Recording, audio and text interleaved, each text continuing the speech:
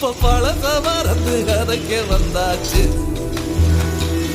என்ற விசனம் மறந்து காத்தோட போயாச்சு. இது நிரந்தரம் நினைச்சிருக்கணும். ஐயாடா இது நிலச்சிட